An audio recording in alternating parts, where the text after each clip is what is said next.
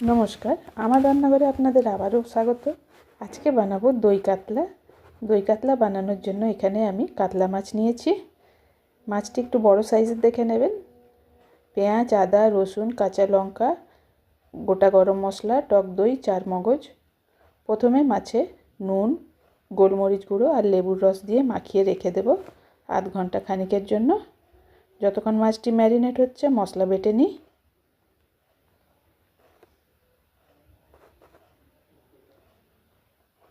প্রথমে আমি চার মগজটি বেটে নিলাম।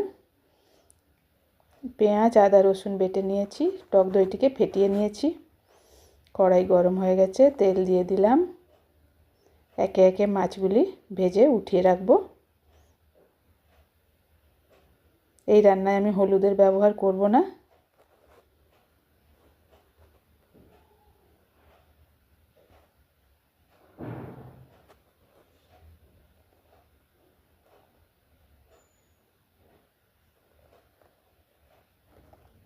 ওই তেলেই দিয়ে দিলাম গোটা গরম মশলা, এলাচ আর দারচিনি। দিয়ে দিলাম বেটে রাখা পেঁয়াজ, আদা, রসুন।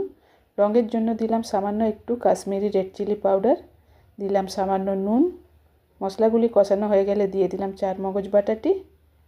মশলাটিকে নাড়াচাড়া করে ভেজে নিয়েছি। তারপরে দিয়ে দিলাম টক দই।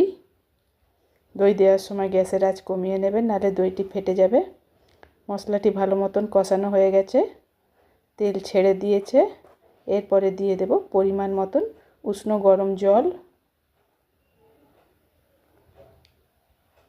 গ্রেভিটি ফুটে এলে দিয়ে দেব ভেজে রাখা মাছ। মাছ দিয়ে মিনিট 10 ফুটিয়ে নেব। ব্যাস তৈরি আমাদের দই কাতলা। অবশেষে দিয়ে দিলাম দুটি চেরা কাঁচা লঙ্কা।